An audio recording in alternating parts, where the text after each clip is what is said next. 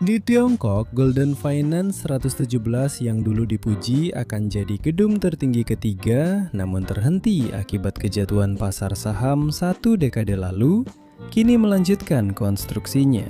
Pengumuman mendadak ini mengejutkan dunia.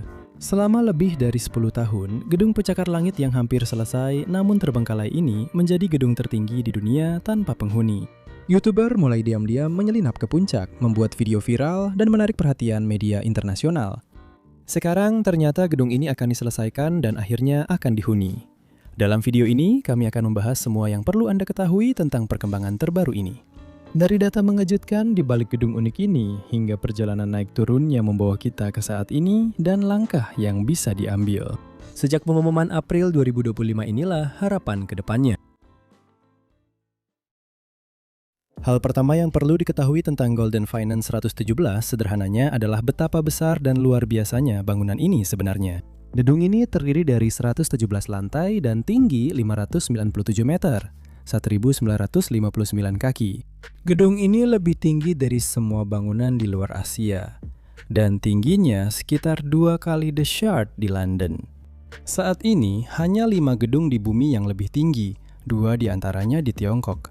Golden Finance 117 dibangun sejak 2008 dan direncanakan menjadi pencakar langit tertinggi di Tiongkok.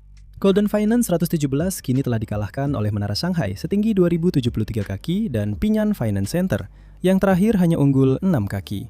Para arsitek memberikan gedung ini estetika fungsional yang unik yang digambarkan sebagai desain tongkat jalan. Ini sebenarnya hanyalah cara yang lebih puitis untuk mengatakan bahwa gedung ini sangat ramping. Golden Finance 117 memang tak memecahkan rekor kelangsingan dunia, tapi belum pernah ada gedung setipis dan setinggi ini di antara pesaing elit. Pencakar langit Megatol lain tampak lebar dan besar, sedangkan Golden Finance 117 memiliki bentuk unik. Untuk mewujudkannya, para insinyur harus menggunakan megakolom, yang masing-masing berukuran 45 meter persegi di bagian dasar, kira-kira seukuran kamar tidur utama yang besar. Kolom berbentuk segi 6 ini terdiri dari 4 kolom yang menjulang hampir 600 meter dan menyempit hingga luas sekitar 5,5 meter persegi. Di bagian atas, megakolom ini memang sangat ekstrim, tapi juga sangat diperlukan. Tiongkok menetapkan batas rasio tinggi dan berat bangunan di zona seismik karena risiko gempa dan angin kencang. Batasnya 7:1 berlaku untuk semua desain, bahkan yang lebih pendek dan kecil dari Golden Finance 117. Arsitek dan investor menghadapi hambatan hukum besar saat mengusulkan pembangunan Golden Finance 117 rasio tinggi terhadap beratnya sekitar 9,5:1. Bangunan ini berada di distrik Xixing, Tianjin, daerah yang lebih rawan aktivitas seismik. Yang paling berani, gedung ini tak hanya melampaui batas kelangsingan di area rentan, tapi saat diusulkan juga jadi yang tertinggi di negara itu. Sebelum proyek ini bisa disetujui, diperlukan panel tinjauan ahli nasional. Bisa dibilang ini bukanlah hal yang mudah untuk meyakinkan mereka. 1 generasi lalu, Tianjin pernah hanya berjarak 100 mil dari salah satu gempa paling merusak dalam sejarah. Gempa bumi Tangshan 1976 berkekuatan 7,5 skala Richter, menewaskan sedikitnya 242.000 orang, kemungkinan lebih banyak. Gempa bumi itu juga melukai ratusan ribu orang dan merusak banyak properti, bahkan hingga Beijing. Anggota panel peninjau mungkin memiliki orang tua atau kerabat yang mengalami kerusakan itu secara langsung, atau bahkan mereka sendiri menyaksikannya. Untuk meyakinkan panel menyetujui desain tongkat jalan hampir 600 meter, insinyur harus membuat argumen rinci dan komprehensif. Proyek mereka lebih stabil dan siap menghadapi aktivitas seismik dibanding sebagian besar menara tinggi lain. 4 megakolom di inti Golden Finance 117 menjadi pusat segalanya, baik harfiah maupun kiasang.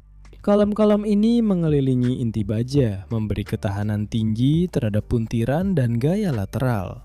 Kolom-kolom ini terhubung ke inti tengah lewat mega brace yang berfungsi sebagai peredam kejut. Tim kemudian menjalankan berbagai simulasi riwayat waktu non-linear yang menunjukkan secara detail bagaimana gedung akan berperilaku bahkan dalam skenario gempa terburuk yang mungkin terjadi.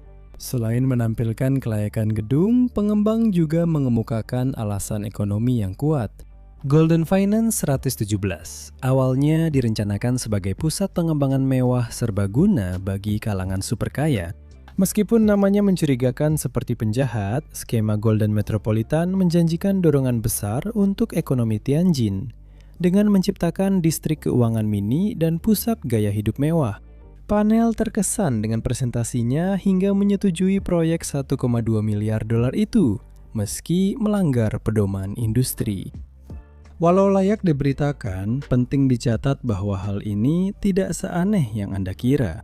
Terutama soal gedung pencakar langit super tinggi, bukan hanya di Tiongkok, tapi juga di seluruh dunia. Gedung pencakar langit tingkat elit seringkali dirancang dengan tujuan untuk mendorong batas, dan karena itu, biasanya mereka melampaui jika tidak benar-benar melanggar standar-standar pada umumnya. Golden Finance 117 benar-benar memenuhi definisi itu, memicu antusiasme ke komunitas internasional. Pembangunan Golden Finance 117 dimulai 2008 dengan target selesai 2014 setelah disetujui. Namun, seperti yang mungkin diingat oleh para penonton, tahun 2008 bisa dibilang bukan tahun yang baik bagi keuangan global. Resesi pasca krisis keuangan 2008 menekan proyek ini sejak awal. Pembangunan berjalan lambat hingga Januari 2010 lalu, proyek sepenuhnya ditangguhkan. Pemilik dan pengembang asli proyek ini, Golden Financial Holdings, adalah sebuah konglomerat yang berbasis di Hong Kong yang dipimpin oleh miliarder pengusaha dan investor Pat Sutong. Hal ini membantu menjelaskan mengapa krisis 2008 sangat berdampak pada proyek tersebut, tetapi juga membantu menjelaskan mengapa, dalam waktu yang relatif singkat, proyek ini bisa bangkit kembali. Setahun kemudian, 2011, pembangunan Golden Finance 117 dimulai lagi, dengan target selesai 2018 atau 2019. Selama bertahun-tahun semuanya berjalan lancar. Pada 2015, Golden Finance 117 jadi berita utama. Saat mencapai ketinggian penuh 1959 kaki, menara kosong yang belum selesai ini menjadi langkah penting mewujudkan bangunan tersebut. Namun tak lama kemudian, pendanaan tiba-tiba terhenti meski proyek terlihat sukses dan tinggal selangkah lagi selesai. Saat itu alasannya jelas. Pada 12 Juni 2015, gelembung pasar saham Tiongkok pecah akibat spekulasi besar dan uang pinjaman. Jutaan investor biasa didorong pemerintah masuk pasar dengan utang. Saat pemerintah mencoba memperketat aturan untuk mendinginkan pasar, kepanikan melanda. Triliunan dolar hilang saat investor dan bank mundur, proyek mewah berisiko tinggi seperti Golden Finance 117 pun kembali terkatung-katung. Dalam ironi nasib yang kejam, tepat ketika masa depan gedung itu terjebak dalam ketidakpastian tanpa batas, tingkat ketenarannya justru meningkat. Pada September 2015, Guinness World Records menetapkan gedung pencakar langit yang belum selesai itu sebagai gedung kosong tertinggi di dunia.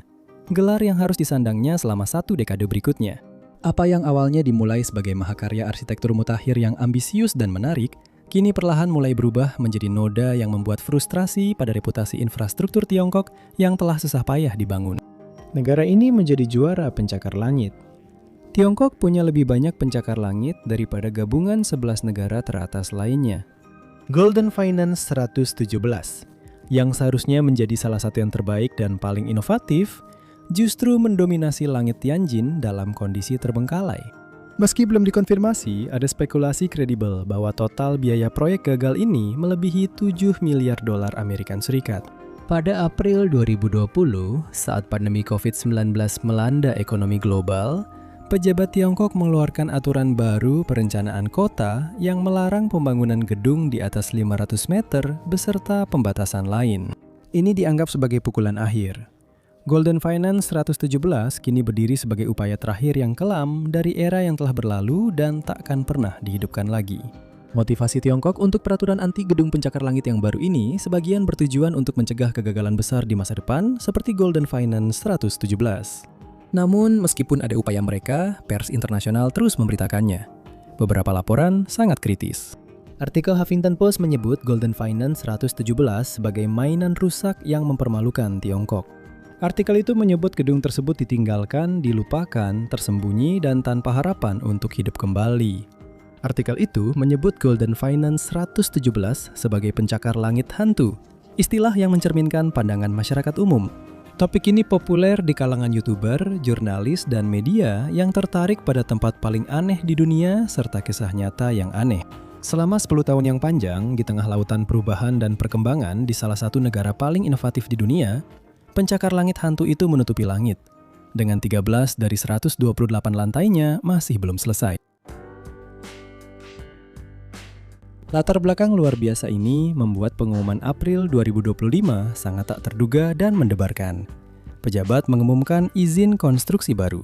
Tidak menyebut Golden Holdings yang sudah dilikuidasi, melainkan hanya perusahaan BGI Engineering Consultants milik negara. Izin itu juga disebutkan memuat nilai kontrak sekitar 78 juta dolar Amerika Serikat. Pengumuman ini adalah bagian dari upaya besar pemerintah Tiongkok menstabilkan pasar properti. Golden Finance 117 adalah pencakar langit mangkrak tertinggi dan paling terkenal di Tiongkok. Namun bukan satu-satunya yang belum selesai. Konstruksinya baru saja dilanjutkan. Menara Greenland Chengdu yang sempat dihentikan pada 2023 kini melanjutkan konstruksi menurut grup Greenland Tiongkok. Spekulasi muncul setelah pengumuman tersebut mengenai asal pendanaan baru. Para analis dan pakar menduga kuat dana tersebut berasal dari negara lewat restrukturisasi utang atau investasi langsung. Sederhananya, tampaknya Tiongkok lelah melihat gedung pencakar langit mangkrak dari jendelanya dan melihat peluang untuk memperbaiki noda yang sudah lama mengganggu di langit Tianjin. Semua orang bertanya, Golden Finance 117 nantinya akan digunakan untuk apa? Apakah masih ada rencana pengembangan mewah serbaguna?